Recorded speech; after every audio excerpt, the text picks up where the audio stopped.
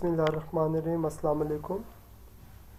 ADC के Punjab university के paper में इनकम टैक्स के न्यूमेरिकल के साथ साथ एक न्यूमेरिकल जो हर पेपर में आता है वो है सेल टैक्स न्यूमेरिकल का।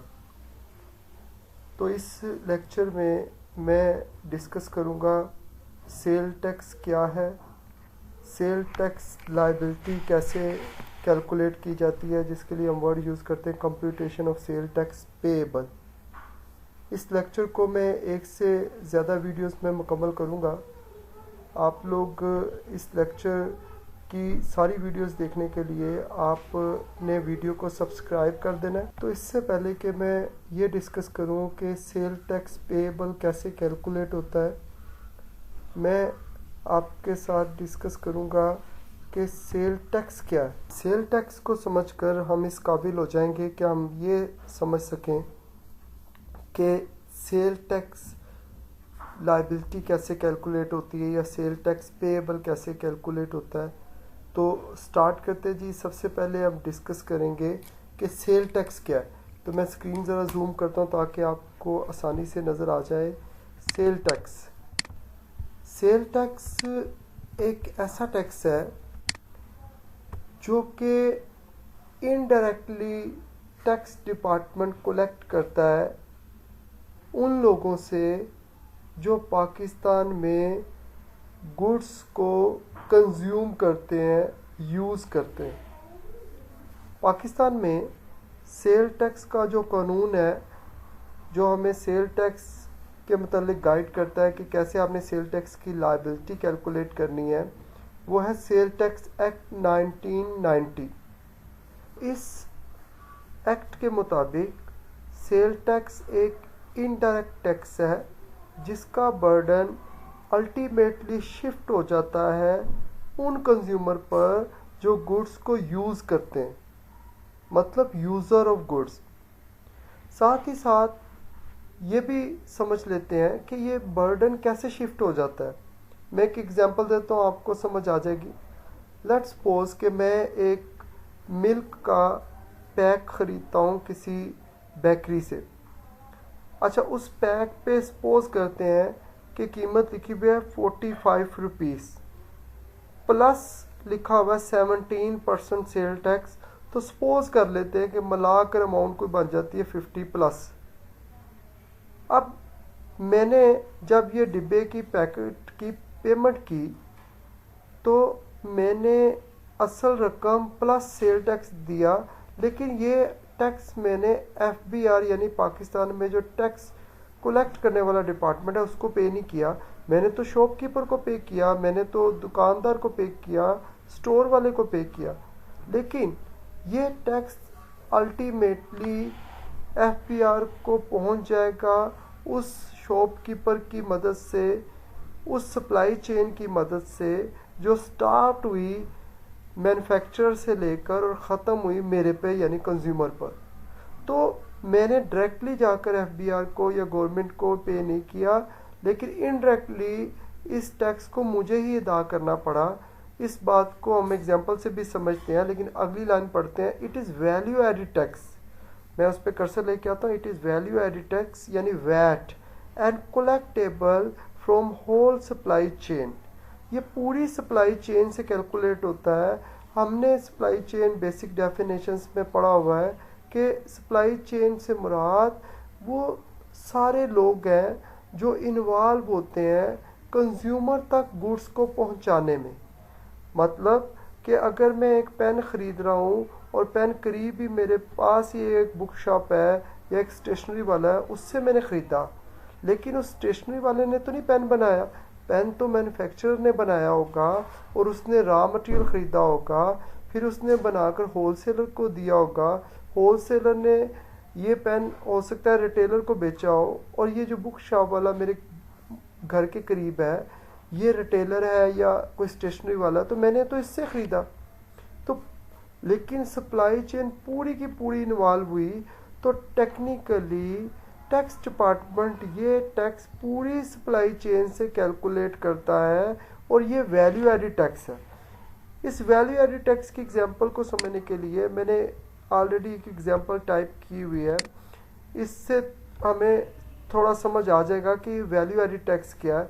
आसान करके मैं थोड़ा सिर्फ बता देता हूँ ताकि ये वीडियो ज़्यादा लंबी ना हो।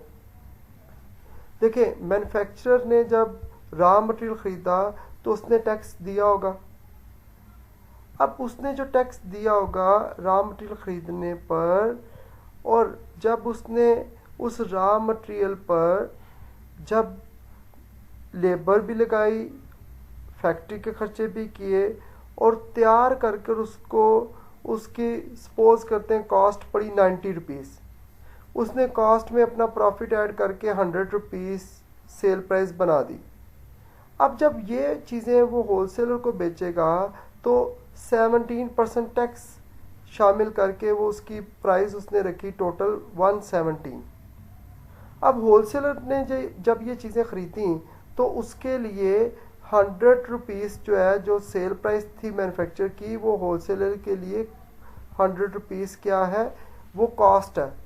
वो उस कॉस्ट में अपना प्रॉफिट ऐड करके हो सकता है सेल प्राइस बना दे 120, फिर 120 में 17% ऐड करके सपोज करें वो आ गया 20 और 140 बन गया। अब ये जब रिटेलर को देगा तो ये 120 तो sale price plus sale tax डालकर 140 में देगा। इस तरह आप देख रहे हैं कि मैन्युफैक्चरर ने भी कुछ वैल्यू ऐड की, कुछ होलसेलर ने, कुछ रिटेलर ने।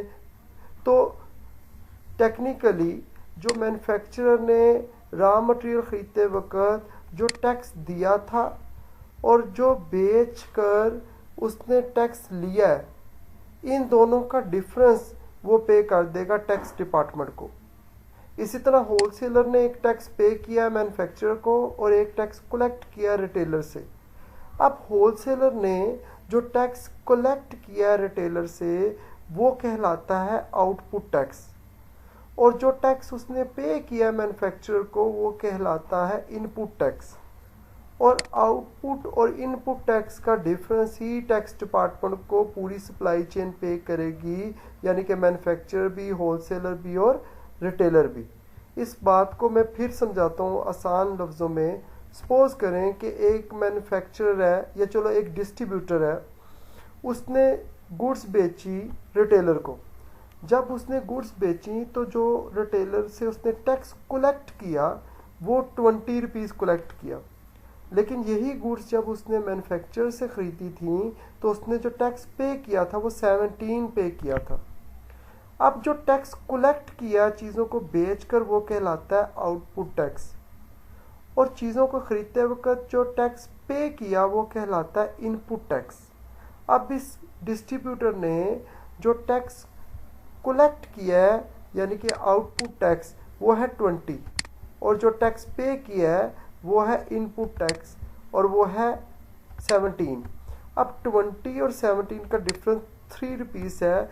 ये 3 रुपीज़ कोई डिस्ट्रीब्यूटर अपने पास नहीं रखेगा बल्कि गवर्नमेंट को पे करेगा। इसी तरह रिटेलर भी देखेगा कि उसने चीज़ों को बेचकर जो टैक्स कलेक्ट किया है वो है आउटपुट टैक्स, और जो उसने ख़रीदते वक्त पे किया था वो इनपुट टैक्स है, और दोनों का डिफरेंस वो पे कर देगा 3 रुपीज़। वो किसको पे करेगा? गवर्नमेंट को। तो इस डिफरेंस को निकालना ही हमने सीखना है। इस पूरे न्यूमेरिकल में, कैलकुलेशन में हमारा मेन फोकस इसी पे होगा, आउटपुट टैक्स और इनपुट टैक्स। मैं एक दफ़ा फिर डिस्कस करता हूँ। सपोज करें कि मैं एक डिस्ट्रीब्यूटर हूँ। अब मैंने गुड्स जब बेचूंगा तो बेच कर डेफिनेटली गुड्स आउट हो जाएंगी कारोबार से, तो जो टैक्स मैं कलेक्ट करूँगा उसका नाम है आउटपुट टैक्स। और जब यही गुड्स मैंने ख़रीदी थी तो मैंने टैक्स पे किया था, तो मैंने जो टैक्स पे किया था इन गुड्स को ख़रीदने में वो टैक्स कहलाएगा इनपुट टैक्स, और मैं टैक्स डिपार्टमेंट को आउटपुट और इनपुट का डिफरेंस पे करूँगा। यानी कि इस एग्जांपल में 20 माइनस 17 3 रुपीज़। मैंने टैक्स कलेक्ट किया 20 रुपये, जबकि मैंने पे किया 17। ये टैक्स क्योंकि सेल टैक्स है और इसका बर्डन मेरे पे नहीं पड़ना चाहिए, इसका बर्डन कंज्यूमर पे होना चाहिए। तो जो मैंने कलेक्ट किया उसमें से मैं जो मैंने पे किया है वो माइनस करके बाकी 3 रुपीज़ गवर्नमेंट को पे करूँगा।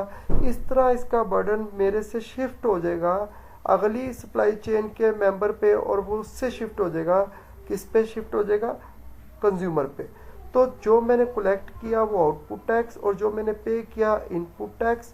और अगर मैं इनपुट माइनस नहीं करता, सिर्फ जो कलेक्ट किया वो सारा का सारा टैक्स डिपार्टमेंट को दे देता हूँ, तो जो मैंने इन गुड्स को खरीदते वक्त पे किया था, अगर वो माइनस नहीं करूँगा तो इसका बर्डन मेरे पे पड़ जाएगा। तो इसका बर्डन शिफ्ट करने का तरीका ये है कि जितना कलेक्ट किया उसमें से जितना पे किया माइनस कर दो, और बाकी किसको दे दो, टैक्स डिपार्टमेंट को। इसके बाद हम डिस्कस करते हैं सेल टैक्स के पीरियड को। सेल टैक्स पीरियड 1 माह का होता है, और इस पीरियड का ड्यूरेशन 1 माह है, और स्टार्ट कब होता है, मंथ के मिड से, 16 से सपोज करते हैं 16 जनवरी से फरवरी 15, ये 1 मंथ का पीरियड होता है। और ये मिड टू मिड चलता है, मिड मंथ से, यानी कि अगर 16 जनवरी है तो स्टार्ट 16 जनवरी को हुआ तो ख़त्म 15 फरवरी को होगा। और पढ़ा कैसे जाएगा, पढ़ा ऐसे जाएगा for the month of February, जिस डेट पे या जिस महीने ख़त्म हो रहा है हम वो महीना पढ़ेंगे, हम पढ़ेंगे for the month of February. अच्छा, इसकी रिटर्न फाइल करने की डेट क्या है, रिटर्न फाइल करने की डेट जो है वो इससे भी नेक्स्ट मंथ की 10 तारीख है, यानी कि अगर फरवरी 15 को ख़त्म हो रहा है तो मार्च की 10 तारीख है रिटर्न फाइल करने की डेट। और टैक्स कब डिपॉजिट होगा, टैक्स डिपॉजिट होगा अगले 5 दिन में, यानी कि 15 मार्च तक। तो सेल टैक्स पीरियड 1 मंथ का होता है, ये इनकम टैक्स की तरह 1 साल का नहीं होता। तो जैसे मैं आपसे अभी फॉर्मेट डिस्कस करता हूँ, तो फॉर्मेट में आप पहले हेडिंग देखते हैं, तो हेडिंग में सबसे पहले आप बिजनेसमैन का नाम लिख देते हैं, नेम ऑफ टैक्स पेयर, एक है तो मिस्टर या जो भी है, और अगर एक से ज़्यादा तो मैसर्स लिख देते हैं। इसी तरह CNAC नंबर लिखते हैं, यहाँ आपने लिखना कुछ नहीं है, बस डैश लगा के छोड़ देना है, क्योंकि CNAC नंबर आपने कुछ भी मेंशन नहीं करना। इसी तरह NTN नंबर भी आपने मेंशन नहीं करना। हाँ, फॉर द मंथ आपने मेंशन करना है कि किस महीने का है, फरवरी, मार्च, जो भी वो बताए क्वेश्चन में। और फिर आपने लिखना है computation of sale tax payable. इसका फॉर्मेट नहायत ही आसान है, सिंपली अभी आपने सिर्फ ये समझना है कि आउटपुट टैक्स में से आपने माइनस करना है इनपुट टैक्स। तो आउटपुट टैक्स जो हम गुड्स को बेचते वक्त कलेक्ट करते हैं वो आउटपुट टैक्स है, और इनपुट टैक्स जो हम गुड्स को ख़रीदते वक्त पे करते हैं। अगर मैं एक स्टोर चलाता हूँ तो जब मैं गुड्स बेचूंगा तो जो टैक्स कलेक्ट करूँगा वो आउटपुट टैक्स होगा, और वही गुड्स जब मैंने ख़रीदी होंगी तो मैंने टैक्स पे किया होगा वो इनपुट टैक्स होगा। आउटपुट और इनपुट का डिफरेंस किसको जमा करवाऊंगा मैं, टैक्स डिपार्टमेंट को। तो सबसे पहले देखिए आउटपुट टैक्स। आउटपुट टैक्स की बहुत सारी एग्जांपल्स हैं, किन किन चीज़ों पे कितना टैक्स होता है वो पूरी डिटेल हम पढ़ेंगे, लेकिन यहाँ मैंने 3-4 पॉइंट लिखे हैं, उनको देख लेते हैं। जैसे on local taxable supplies to registered person, यानी कि रजिस्टर्ड पर्सन को आप सप्लाई करते हो, चीज़ें बेचते हो, तो जो टैक्स कलेक्ट करोगे वो आउटपुट टैक्स है। और पाकिस्तान में टैक्स का रेट है 17%। आपने याद रखना है कि पाकिस्तान में सेल टैक्स का रेट क्या है, 17%। तो आपने 17% ले लेना है, और उस 17% को आप चाहे वर्किंग में लिखते हैं, मैं जब क्वेश्चन न्यूमेरिकल करूंगा तो प्रॉपर तरीका भी वर्किंग का सिखाऊंगा। अभी फिलवक्त फॉर्मेट समझाने के लिए मैं ये कह देता हूँ कि इनर कॉलम में लिख दे। फिर अगर नॉन रजिस्टर को चीज़ें बेची हैं, यानी कि ऐसे बंदे को चीज़ें बेच रहे हैं जो कि सेल टैक्स डिपार्टमेंट के साथ रजिस्टर नहीं है, तो फिर आप उससे 17 नहीं बल्कि उससे 20% टैक्स लेंगे, लेकिन इस आउटपुट की हेडिंग के नीचे 17 ही लिखेंगे। तो जो बाकी 3% है वो आप आउटपुट में से इनपुट एडजस्ट करने के बाद आगे लिखेंगे। इसी फॉर्मेट में हम उसको भी डिस्कस कर लेंगे। इसी तरह एडवांस वाला जो पॉइंट है वो अब चेंज हो गया, तो मैं यहाँ से डिलीट करता हूँ। एडवांस जो है वो अब आप उसका ट्रीटमेंट नहीं करते। इसके बाद आप देखिए कोई sale tax debit. Sale tax debit क्या होता है कि पिछले मंथ का कोई टैक्स डिपार्टमेंट को देने वाला रह गया था, तो वो आप इस मंथ के आउटपुट में डाल दोगे, तो वो कहलाता है सेल टैक्स डेबिट। पिछले महीने का कोई टैक्स डिपार्टमेंट को देने वाला रह गया था। इस तरह और भी कई एग्जांपल्स, कई पॉइंट होंगे, लेकिन अभी मैंने सिर्फ 3 ही लिखे हैं। इन तीनों को सपोज करते हैं इनर कॉलम में लिख दिया। अब इनर कॉलम में लिखकर इन तीनों का जो टोटल है वो मैं आउटर कॉलम में ले जाता हूँ। इन तीनों का टोटल करके मैंने आउटर कॉलम में लिख दिया। जब मैं इन तीनों का टोटल आउटर कॉलम में लिख दूंगा तो वो कहलाएगा आउटपुट टैक्स। अच्छा, अब टोटल आउटपुट टैक्स मैंने आउटर कॉलम में लिख दिया। अब मैं क्या करूंगा, इनपुट टैक्स की वर्किंग करूंगा। जब मैं प्रैक्टिकल क्वेश्चन सिखाऊंगा तो मैं आपको पूरा वर्किंग का तरीका सिखाऊंगा कि ये वर्किंग आपने कैसे करनी है। फिल वक्त मैंने वर्किंग इन इसी फॉर्मेट पे बता दूंगा आपको जैसे ये मैंने आउटपुट की बताई। तो इनपुट टैक्स क्या है? इनपुट टैक्स जो आपने परचेज करने पर अदा किया। अब याद रखना कि इनपुट टैक्स की एडजस्टमेंट सिर्फ तब अलाउ होगी जब आप किसी रजिस्टर्ड पर्सन से खरीदेंगे। अदरवाइज आपको इनपुट टैक्स की एडजस्टमेंट अलाउ नहीं है। तो अगर अलाउ नहीं होगी तो मतलब ये कि वो बर्डन आप पे रह जाएगा, वो शिफ्ट नहीं होगा, क्योंकि आउटपुट में से इनपुट लेस करते हैं तो फिर ही बर्डन शिफ्ट होता है, तो डिफरेंस आप टैक्स डिपार्टमेंट को पे करते हैं। तो वर्ड में यूज़ करो इनपुट टैक्स एडजस्टमेंट, और ये तभी अलाउ होगी जब आप किसी रजिस्टर्ड पर्सन से खरीदें। तो जैसे यहाँ लिखा हुआ on purchase from registered person, suppose करें जितना भी इनपुट टैक्स था मैंने इकट्ठा कर दिया और इनर कॉलम में लिख दिया। अब मेरे पास एक आउटपुट टैक्स है और एक इनपुट टैक्स है। आउटपुट टैक्स के टोटल में से इनपुट टैक्स का टोटल माइनस करने से पहले मैंने इस इनपुट टैक्स को कंपेयर करना है 90% ऑफ आउटपुट टैक्स, यानी कि ये जो आउटपुट टैक्स का आंसर है इसके 90% से मैंने कंपेयर करना। किससे कंपेयर करना? 90% ऑफ आउटपुट टैक्स। जब मैं इसके 90% से कंपेयर करूंगा तो फिर दोनों में से जो कम आंसर आएगा वो आंसर मैं आउटर कॉलम में लेकर जाऊंगा। दोनों में से जो कम आंसर आएगा वो आंसर में लेके जाऊंगा आउटर कॉलम में।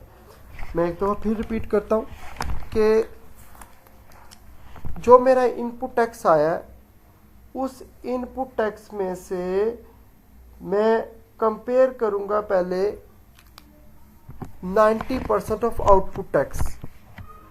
सपोज करें मेरा इनपुट टैक्स आ गया 10,000, इसको मैं डायरेक्ट आउटर कॉलम में नहीं लेके जाऊंगा, मैं पहले इसको कंपेयर करूंगा 90% ऑफ आउटपुट टैक्स।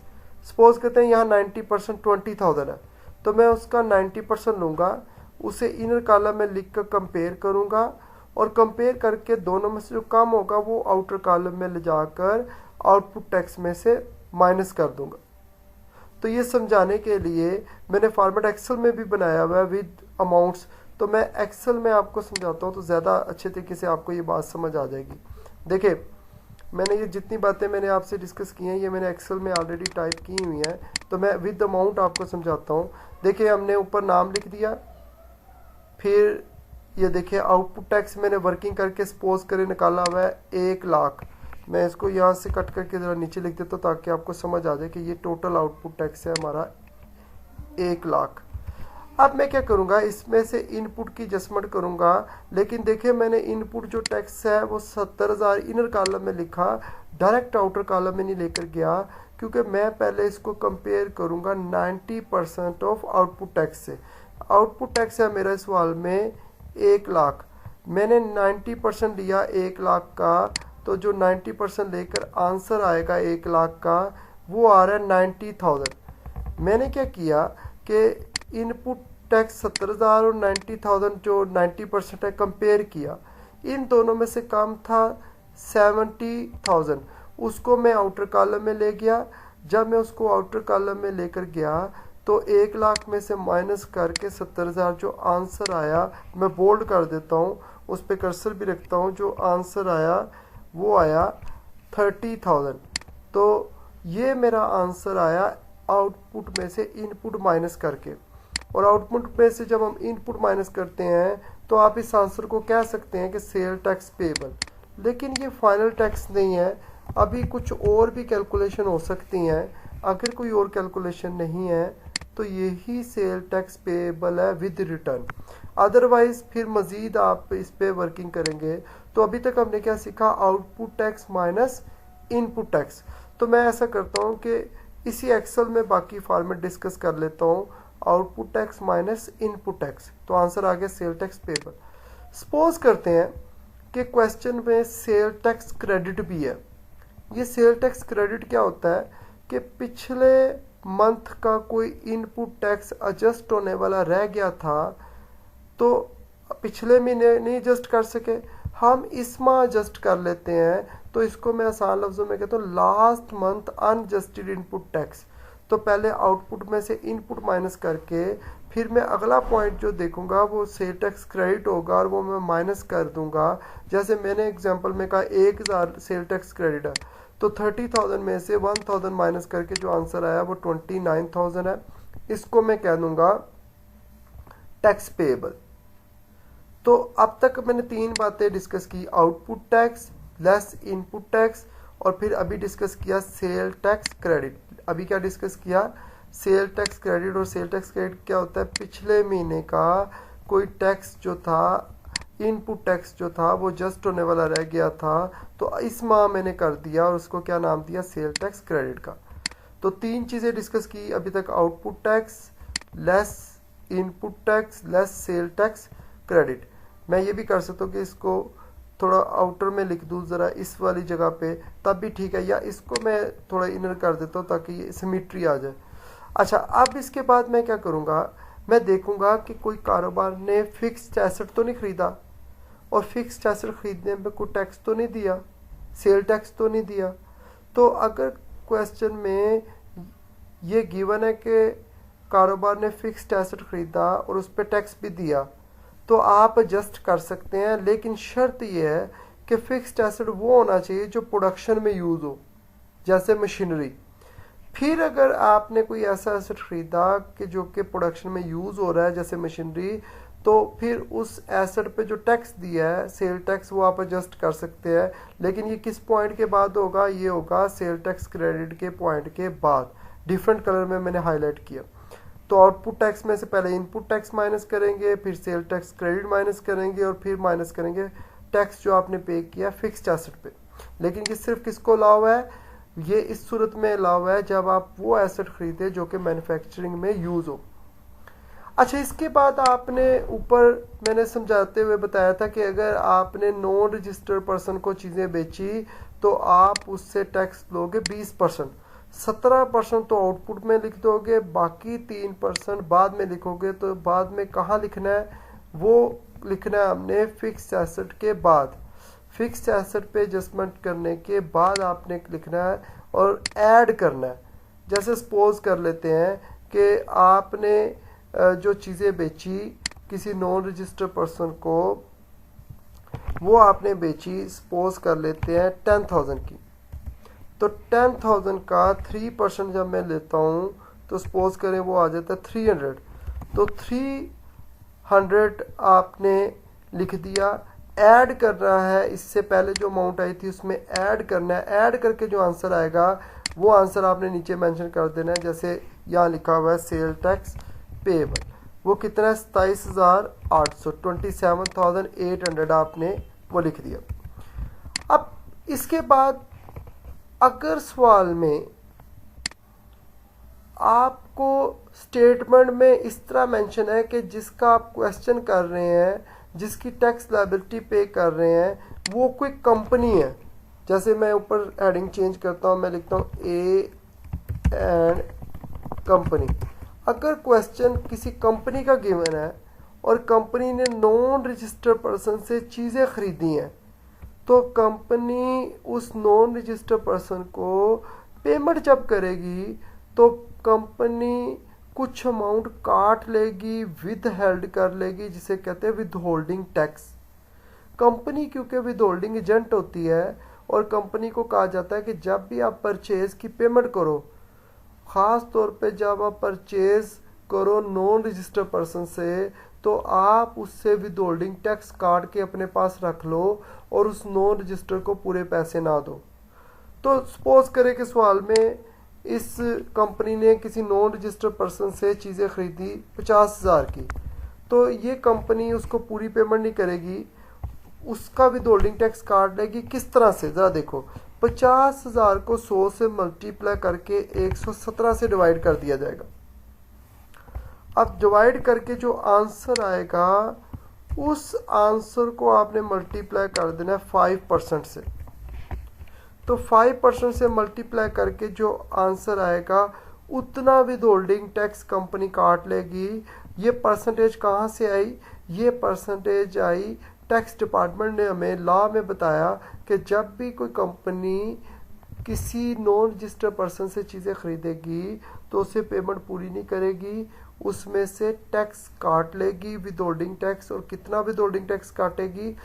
जितनी परचेज की है उसका 100 से मल्टीप्लाई करके 117 से डिवाइड कर देंगे और फिर जो आंसर आएगा उसको 5% से मल्टीप्लाई करेंगे। तो जो भी आंसर आएगा, जैसे सपोज करते हैं, मैं बगैर कैलकुलेशन के आंसर यहाँ लिख देता हूँ, सपोज करते हैं आ गया 1000, तो वो 1000 जो है वो ऐड हो जाएगा और ऐड होके जो नया आंसर आएगा वो टैक्स पेएबल होगा।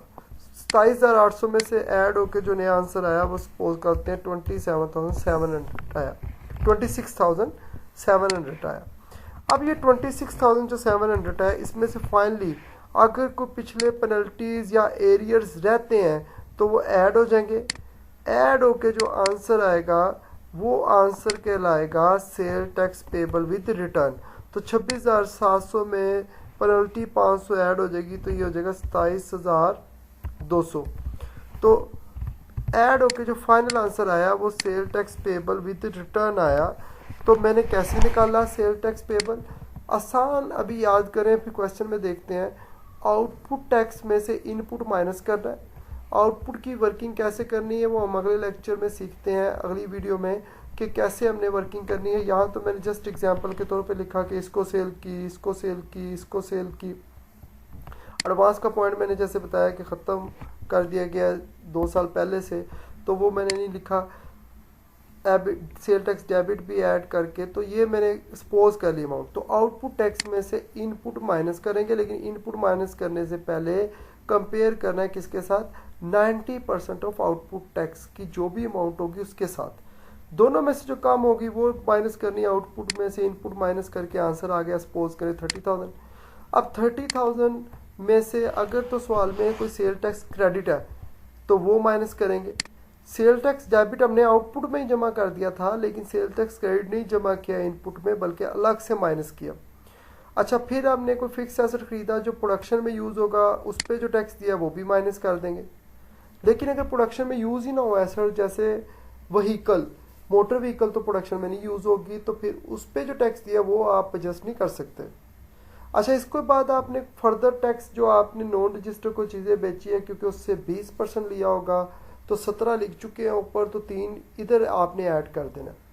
और फिर आपने किसी कंपनी होते हुए किसी नॉन रजिस्टर्ड पर्सन से चीज़ें खरीदी और चीज़ें खरीदते वक्त आपने जब पेमेंट करनी है तो पूरी नहीं करनी, विदहोल्डिंग टैक्स काट लेना। और कैसे काटना है? जितनी आपने सप्लाई दी उसका 100 से मल्टीप्लाई करके 117 से डिवाइड कर देना है और जो आंसर आएगा उसका 5% लेकर आउटर कॉलम में ऐड कर देना। फाइनली पेनल्टी ऐड करेंगे तो सेल टैक्स पेएबल आ जाएगा। तो अगर हम काउंट करें तो मैक्सिमम कितनी चीज़ें इस क्वेश्चन में आ सकती हैं? आउटपुट टैक्स के पॉइंट्स आ सकते हैं, इनपुट के, सेल टैक्स क्रेडिट आ सकता है, फिक्स एसेट पे टैक्स आ सकता है, और इसी तरह फर्दर टैक्स हो सकता है और विदहोल्डिंग टैक्स हो सकता है, पेनल्टी। तो ज़्यादा चीज़ें नहीं है, कम पॉइंट है। अगली वीडियो में मैं आउटपुट और इनपुट की डिटेल डिस्कस करके क्वेश्चन डिस्कस करूंगा आपके साथ, ताकि आपको ये सेल टैक्स समझ आ जाए। तो इंशाल्लाह अगली वीडियो में फिर मैं आपसे नेक्स्ट डिस्कस करता हूँ।